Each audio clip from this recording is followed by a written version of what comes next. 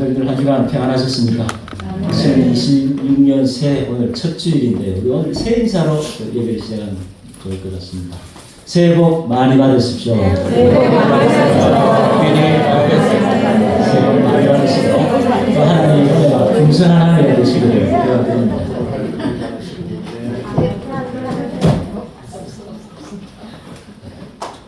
오늘 새해 첫 주일에 예배 자리로 나오신 성도님들, 우리 하나님께서 그 삶 속에 그 가정과 자녀들 위해 복을 배나 더해 주실 줄 믿습니다. 이 공자가 어느 날 길을 가다가 길가에서 대변을 보고 있는 사람을 발견을 하고는 이 제자들을 통해서 호되게 꾸짖어서 그 사람이 이 부끄러운 얼굴을 하며 도망을 갔습니다. 얼마 후에 이번에는 이 길을 가는데 길 한 가운데에서 이 대변을 보고 있는 사람을 만났습니다.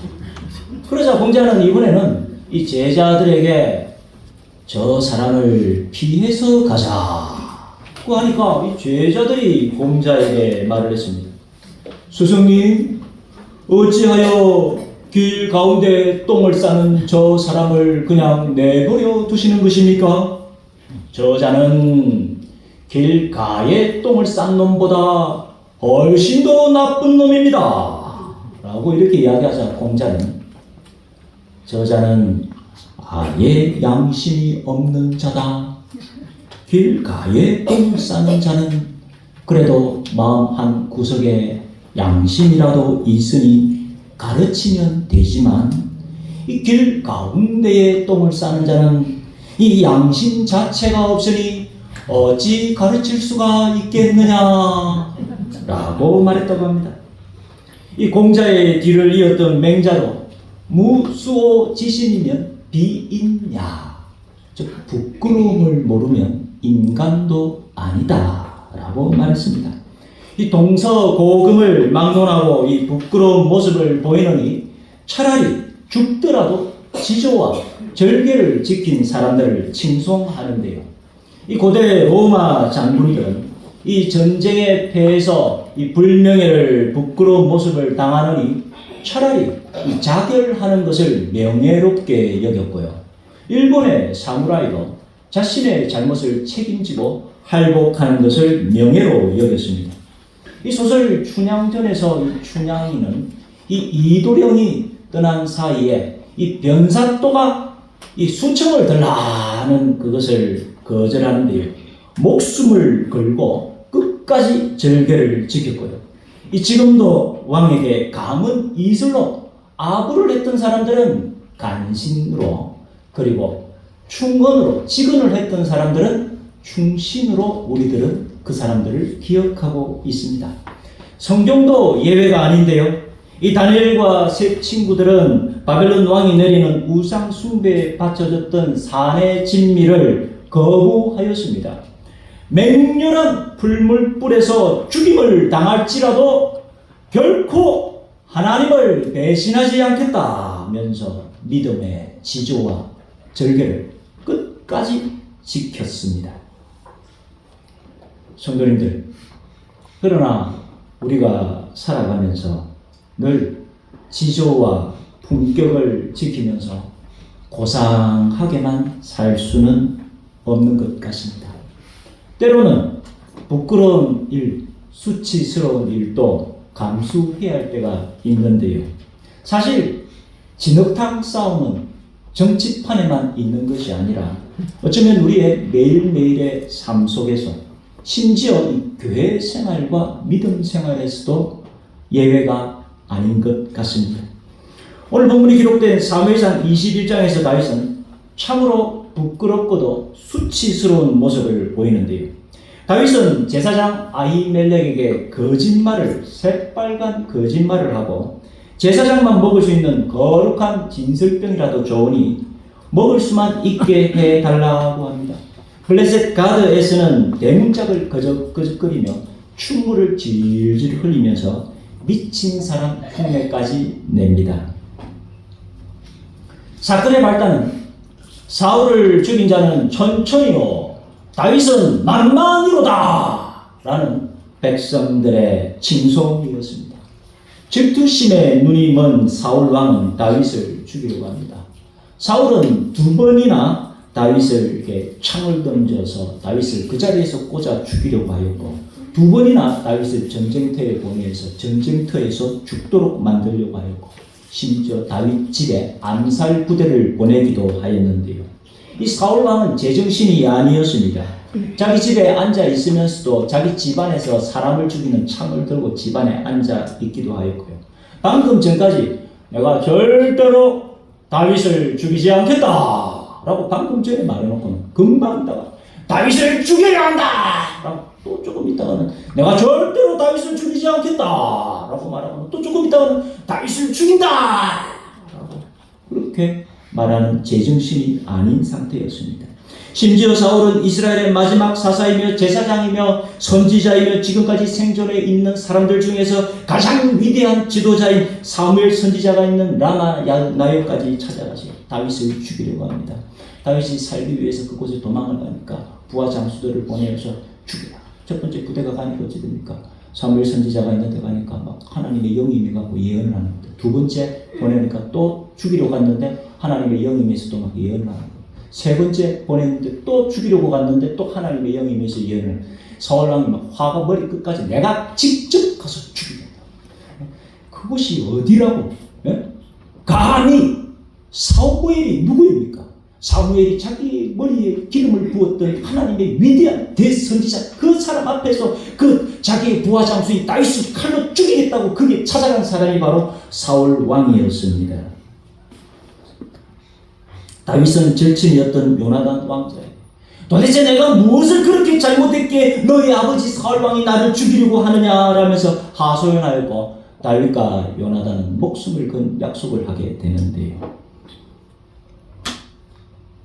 먼저 요나단이 자기 아버지 사울왕에게 찾아가서 이 사울왕의 진짜 마음이 무엇인지 확인한 후에 3일 뒤에 이 에셀 바위 곁에 이 다윗이 숨어 있으면은 이 요나단이 화살을 쏘고는 이 화살을 줍는 아이에게 화살이 너의 뒤에 있다 라고 말하면은 아버지가 너를 죽이지 않으니까 돌아오라는 사인이고, 그리고 만약에 내가 화살이 너의 앞에 있다 라고 말하면은 아버지가 너를 죽이니까 너는 도망을 가야 한다는 둘이 약속을 하였습니다. 드디어 3일 뒤에 요나단은 이 다윗은 에셀 바위 뒤에 숨어 있고, 요나단이 화살을 줍는 아이 머리 위로 멀리, 그 머리 위로 해서 화살을 멀리 쏘아버리고는 크게 외칩니다. 화살이 너의 앞에 있다. 속히 뛰어가라 라고 이야기를 합니다. 모두가 다 간 뒤에 다윗이 바위 뒤에서 나와서 땅에 엎드려 3번 절을 합니다. 살려줘서 고맙다. 살려줘서 고맙다. 나를 살려줘서 고맙다고 3번 절하고 둘은 부득이 안고 입을 맞추며 눈물을 흘립니다. 이제 모든 것이 명확해졌습니다. 다윗을 죽이려고 하는 사울왕의 마음은 절대로 바뀌지 않을 것입니다. 무조건 끝까지 다윗을 잡아서 죽이려고 할 것입니다. 다윗은 도망자 신세가 되었는데요. 혈혈단신으로 혼자서 급하게 도망쳤기 때문에 제대로 먹지도 못하고 호위공대를 소집하지도 못하고 심지어 최소한의 무기도 없는 맨손의 상태였습니다. 다윗을 본 아히멜렉 제사장은 그래도 한 나라의 군대 장관이고 한 나라의 공주의 남편이 부마인데 어찌하여 너가 홀로 있고 함께하는 사람이 아무도 없느냐라고 아히멜렉 제사장이 묻자 다윗은 지금 내가 왕의 비밀 임무를 수행하는 중에 있습니다 라는 새빨간 거짓말을 합니다. 그리고 다윗은 먹을 것을 구했는데요, 그곳에는 제사장만 먹을 수 있는 거룩한 떡인 진설병 뿐이었습니다. 그리고 다윗은 또 혹 이곳에 창이나 칼이 있습니까? 내가 너무 급하게 비밀 임무를 수행하러 나와서 창도 칼도 없이 나와버렸습니다 라고 물었는데, 마침 그곳에는 얼마 전에 다윗이 죽였던 골리앗의 그 칼이 하나 있었습니다. 그렇게 진설병도 먹고 그래서 허기도 채웠고 이제 칼도 하나 장만한 다윗은 어디로 가야 할까요?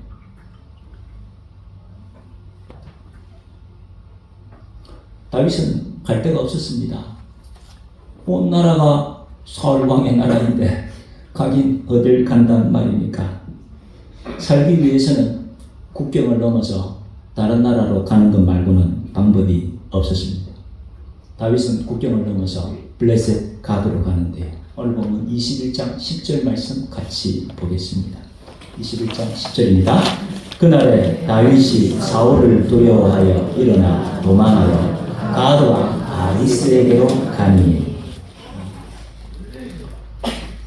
이 당시 다윗이 갈 곳이 없었던 것은 사실이지만 그래도 아무리 그래도 이 가드는 절대로 가면 안 되는 곳이었습니다. 다른 곳에 차라리 가는 건 몰라도 가드는 진짜로 가면 안 되는 곳이었는데 이 가드는 다윗이 죽였던 골리앗의 고향이었는데요.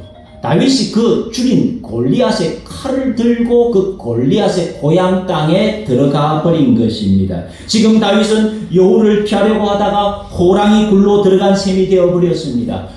쓰레기차를 피하려다가 똥차에 친 꼴이 되어 버렸는데요. 그때 다윗은 마치 미친 사람인 것처럼 연기를 하였는데요. 13절 말씀 같이 읽겠습니다. 13절입니다. 그들 앞에서 그의 행동을 변하여 미친 체하고 대문짝을 거적거리며 침을 수염에 흘리며.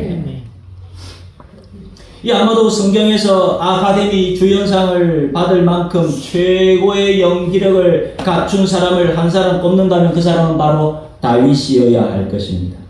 다윗은 죽지 않기 위해서 수염에 침물을 줄줄 흘리면서 침물을 흘리면서 대문짝을 거적거리면서 마치 개나 짐승처럼 자기가 미친 사람인 것처럼 흉내를 내며 그것을 혼신의 힘과 노력을 다해서 죽을 노력으로 그 연기를 하기 시작했는데요. 기회는 단 한 번뿐입니다. 만약에 이 연기에 실패하거나 NG가 나게 된다면 그 자리에서 목이 잘려서 죽을 수도 있는 절대절명의 위기의 순간이었습니다. 참으로 절박하고도 비굴한 모습입니다. 얼마 전까지만 해도 너는 칼과 단창으로 내게 나오거니와 나는 만군의 하나님 여호와의 이름으로 너에게 나아가노라 하면서 물맷돌을 들면서 달려가가지고 단 한 방에, 단 두 방도 아닙니다. 단 한 방에 그 고인 골리앗을 쓰러뜨렸던 위대한 영웅 다윗. 그 다윗의 모습은 지금 다 어디로 사라져 버린 것입니까? 왜 다윗은 이토록 지금 비굴하고 부끄러운 모습으로 바뀐 것일까요? 지금 정말로 다윗은 비참하고도 절박한 상황이었습니다. 비참하고 절박한 사람에게 도덕이니 정의이니 지조와 같은 단어들은 어쩌면 사치스러운 것인지도 모릅니다. 성도님들 오해는 없으시기 바랍니다. 이 다윗의 거짓말이나 이 비겁한 모습들이 훌륭하다는 말이 아닙니다. 그만큼 지금 다윗은 절박하다는 것입니다. 다윗은 만약에 이 아히멜렉 제사장이 사울 왕이 자신을 죽이려고 한다는 사실을 알게 된다면 나를 도와주지 않을지도 모른다라고 생각해서 거짓말을 했을지도 모릅니다. 지금 다윗은 찬밥, 더운 밥을 가릴 처지가 아니었습니다. 이것이 거룩한 떡인지 안 거룩한 떡인지 가릴 처지가 아니었습니다. 그것이라도 먹어야 살 수 있는 상황이었고 꼼짝없이 잡혀 죽는 상황에서 미친 사람처럼 연기라도 해야 살 수 있는 상황이었습니다. 2000년 전 예수님의 제자들 중에서 예수님을 배신하지 않았던 사람은 없었습니다. 예수님께서 잡히시자 모든 제자들이 다 예수님을 버리고 도망을 쳤고 베드로는 3번이나 예수님을 모른다고 부인하였습니다. 그들 중에서도 가장 안타까운 사람은 은 30냥에 예수님을 팔아넘긴 가롯 유다였습니다. 유다는 자신의 잘못을 처절하게 후회하고 부끄러워하면서 결국 자살로서 생을 마감하였습니다. 그러나 성도님들, 새똥밭에 뒹굴어도 이 생이 더 낫다는 말이 있습니다. 죽지 않고 살아남아야 자신의 잘못과 그 부끄러움을 씻고 속죄할 수도 있는 것이고, 도덕도 중요하고 지조도 절개도 중요하고 영웅적인 모습도 중요하지만 그래도 목숨보다는 중요하지 않습니다. 하나님께서 우리에게 주신 것 중에서 가장 중요한 것은 우리의 목숨이기 때문에, 그래서 우리는 끝까지 살아남아야 합니다. 오늘 본문에 다윗이 그러했습니다. 죽지 않고 살아남아야 했습니다. 비굴하고 부끄러운 모습이라도 살아남아야 속죄의 삶이라도 살 수 있는 것이고, 살아남아야 하나님께서 주시는 사명도 있고 하나님의 영광도 볼 수 있는 것입니다. 다윗이 블레셋 가드에서 처절한 그 어려움 속에 뚫고 살아남아서 하나님께 드린 고백의 기도가 있는데요. 그 고백의 기도가 시편 34편 말씀인데요. 우리 34편 7절 8절 말씀 함께 같이 읽겠습니다. 여호와의 천사가 주를 경외하는 자를 불러 지으시고 그를 거치시니라. 너희는 여호와의 선하심을 맛보아 알지어다. 그에게 피하는 자는 복이 있도다. 무슨 말입니까? 꼼짝없이 죽게 된 거예요. 방법이 없어요. 방법이 없어요.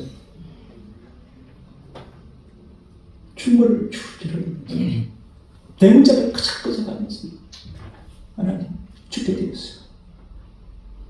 하나님이 역사해 주옵소서. 하나님이 저를 살려 주옵소서.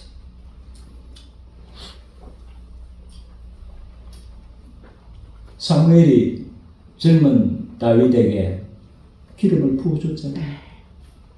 기름 부어주면 자동으로 그 다음 날부터 왕이 되는 것입니까? 한도 끝도 없는 시련과 고난이 찾아왔습니다.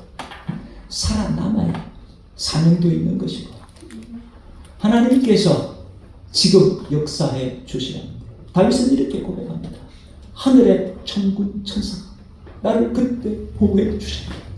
내가 춤을 지지르면서 내가 대문짝을 그적거리면서 미친 사람 연기를 할 때 하늘의 천군 천사가 나를 보호해 주시고 내가 그때 하나님의 선하심을 맛보아 알게 되었다 라고 고백하고 있는 것입니다.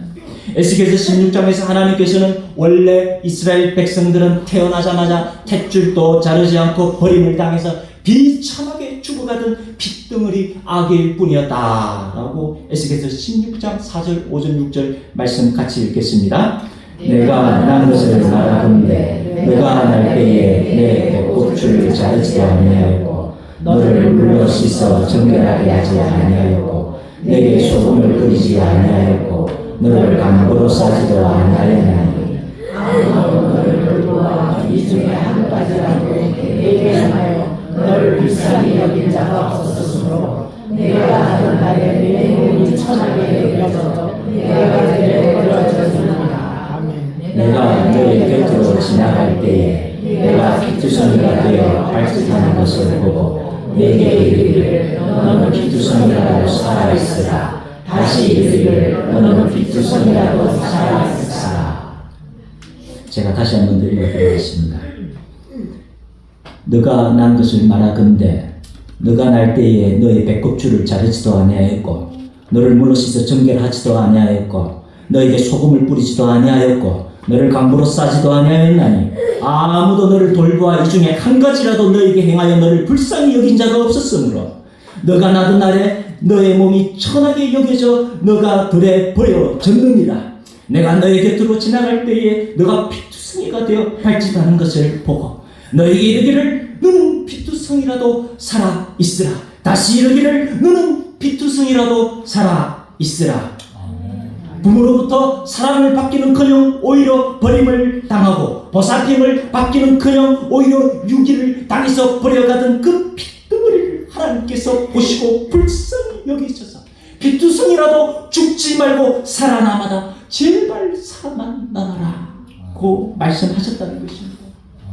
죽지 말고 살아남아야 하나님의 사랑을 받을 수도 있는 것이고 살아남아야 하나님께서 주시는 사명도 있고 하나님의 역사도 체험할 수 있다는 것입니다. 성도님들, 생명보다 더 중요한 것은 없습니다. 우리의 생명은 하나님께서 주신 것이고 지금 우리가 가진 생명은 내 것이 아니라 예수 그리스도의 십자가 보혈의 핏값으로 사신 하나님의 것인 줄 믿으시기 바랍니다. 하나님께서 원하시는 것은 피투성이라고 살아남아서 하나님의 백성으로 우리가 살아나가는 것인 줄 믿습니다. 오늘도 다윗은 오늘 본문에서 다윗처럼 우리도 어떠한 환난과 절박함 속에서도 끝까지 살아남아서 하늘의 천군 천사가 우리를 둘러싸고 지켜주심을 체험하는 올 한 해 2026년이 되시기를 주님의 이름으로 책임 축원드립니다. 모두가 다 한 명도 빠짐없이 100세, 120세까지 다 살아남으시기 바랍니다. 그렇게 다 살아남아서 끝까지 하나님의 선하심을 맛보고 신령과 진정으로 예배드리며 나아가시는 우리 모든 성도님들 되시기를 주님의 이름으로 축원드립니다. 기도드리겠습니다. 사랑번뇌가 풍성하신 하나님 아버지, 다윗은 살아남기 위해서 거짓말도 하고 제사장만 먹을 수 있는 거룩한 떡도 먹고 불신자들 앞에서 마치 미친 사람 흉내를 내는 부끄러운 모습까지 보였습니다. 그러나 주님, 그것은 결코 불신앙이 아니었습니다. 비록 부끄러운 모습일지라도 죽지 않고 살아남아서 하나님의 선하심을 맛보는 삶이야말로 하나님의 뜻임을 알려주시니 감사드립니다. 주님, 우리도 끝까지 살아남아서 더욱 주님을 의지하며 하나님의 선하심을 맛보며 나아가는 복된 2026년으로 허락하여 주옵소서. 예수님 이름으로 기도드립니다. 아멘.